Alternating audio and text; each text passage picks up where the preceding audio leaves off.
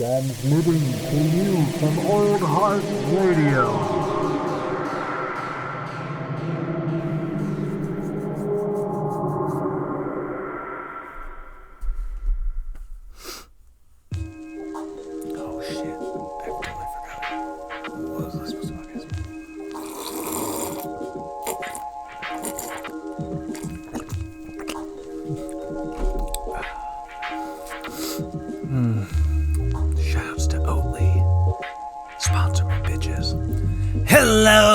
Yes, welcome once again, you dirty, rotten, stinking, filthy, half-cooked hot dogs. That's right, climb on out of that pot you're boiling in and listen to this podcast real quick. It only takes about 13 minutes of absolute nightmarish rambling on my part. That's right, I'm Old Heart, aka Jared, aka whatever the fuck you want to call me. It really doesn't matter. AKAs are there for a reason. Sometimes they are not. And if you really want to know more about that, I have a local yokels episode with one of my dearest friends and allies in this life, Jeremy J. Slingshot. It's coming up later this week. Check it. It's actually coming out tomorrow. Check it. Also, matinee editions are off the chain lately, so get online and find us at Old Heart Radio on iTunes, Instagram, YouTube, Spotify, and follow us, subscribe, like, share it to all your friends, family, maybe not your family, the family might not understand. Also, follow us on Twitter, at Old Heart in Space. Why? Because it's on there if you want. Excuse me. Either way, today, once again, we find ourselves in a crossroads for topics, mainly because, your dear host here kind of forgot what he was going to talk about. I don't want to blame that on anything in particular, but I'm just going to say it's not my fault. Maybe it is. There's a lot going on, as always. Some of the things I want to talk about today, though, in particular, some things that have been kind of scratching the itch on my brain are things like coffee and climate change. I know I've mentioned this before, and I'm going to do some more particular episodes, I think, about that. But, coffee is it's more than just a cup. It's more than just the thing I drink.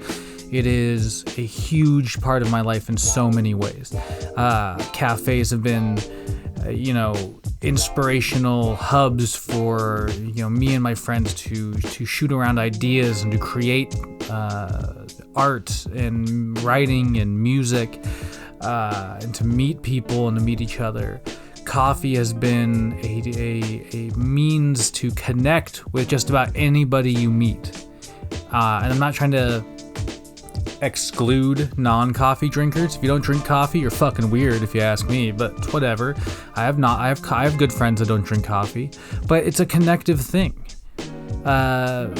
because so many people want that warm cup, so many people want that comfort beverage, and coffee has become that for a large portion of modern society, and society around the globe. I'm not just saying first world countries either, countries around the world, on every continent, drink coffee. Maybe not Antarctica. There are people that probably are in bases on Antarctica that probably drink coffee, but it is what it is.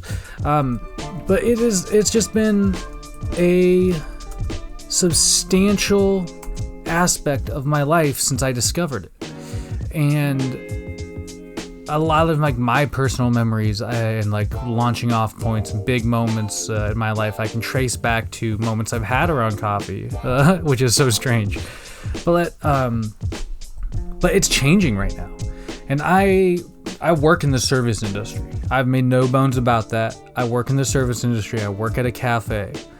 And I for years, I've worked in the coffee industry for almost, if not a decade, roughly a decade in the fucking game. Shout outs to Slingshot.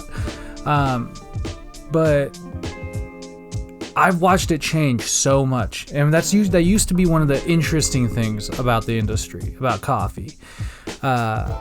Is that it was always innovating, and it was always changing, and it was always adapting to meet the needs of the product, the farmers, the consumer, the whole, if you're in the industry, the whole chain, the coffee chain, which goes from seed to cup, from, everybody from farmers to, producers to shippers and importers and to roasters and green coffee buyers and retail outlets and your cup of coffee, like the whole chain. It was always adapting and always innovating and always creative, and it still is. There's massive pockets of creativity out there in the coffee industry, which is one of the reasons I love it, and I love coffee so much. Again, because it has been, call it stupid if you will, but for me, I look at it as it has been inspiration fuel in a lot of ways. You know what I mean? This fucking show is called Coffee and Contemplation, not just because of Hopper from Stranger Things, who gave us that quote. And I firmly believe that mornings are for shit. Shoutouts to anybody listening out there. You hot dogs are making this amazing, best numbers ever last month to make it happen again this month. Shout out to my friends and family. Y'all, thank you for putting up with me. Shout outs to my friends in particular for understanding that I am not great at communicating. You're working with me a little bit more. I'm trying to reach out more. Love y'all. Thank you. So like I said, coffee is pivotal. This show wouldn't exist without, this show title wouldn't exist without Coffee and Contemplation. The show wouldn't exist without the inspiration of coffee dragging my particularly drunk ass out of bed every morning. You know what I mean? Like, how do I say this? In my lowest moments, I still had a chance to be sober and normal around a cup of coffee. And eventually that became a source of income for me, as well as like a source of interest. And so it has become not only a reason to get out of bed, but it's become a reason, a way to keep a roof over my head and a way to keep this, fuel for the podcast going by not only, drinking coffee and making coffee and being inspired by it, but, by making money off of coffee and being able to sell it to people, which again I look at as like a really it's a connective thing that's really going away in a lot of ways, like at least on the retail level, in the storefront, in the cafe. It's going away. Cafes are not what they used to be anymore, and that's directly thanks to COVID-19 and the drawn out shitty response and like effect and lingering effect of this as it ravages through our communities, because they're no longer hubs for people to meet. You can't sit and meet and gather with your friends and just talk a bunch of shit and come up with ideas and banter over that cup. And what's nice about coffee is it jacks you the fuck up. It's legal speed. It gets you fucking buzzed, and so it kind of, that's what I mean by it's like that fuel. I'm not saying that everybody needs to have a substance, but most people probably need a substance in them in order to maintain some semblance of like communique and wanting to be dealing with people these days. At least I can speak in America. I'm just gonna say America in that one, because we're talking about caffeine, nicotine. We're talking about THC now, CBD now. We're talking about a lot of stuff out there. Not pharmaceuticals aside, a lot of stuff that people could potentially just be like putting in their system every day, all day. And sober is a very interesting term. I don't think I know a single person that's truly sober. That's truly not ingesting. I'd say. I guess I'm saying sober is like not partaking or ingesting in certain things. I just spilled coffee on myself. That's fine. But Either way, coffee's changing, man. Like I said, COVID-19 has ravaged the cafe. It's no longer the hub it used to be. And at the same time, we also are seeing the continued effects of climate change on how coffee has grown as well. There's a very small, if you look at the world, there's a very small area where coffee can particularly grow successfully. And that's a little belt along the equator, in between the latitudes, I want to say. Or am I saying longitudes? Oh god, I'm gonna fuck that one up. Either way, it's a very small area across the globe where coffee can grow. Colombia sits in that. Guatemala kind of falls in that.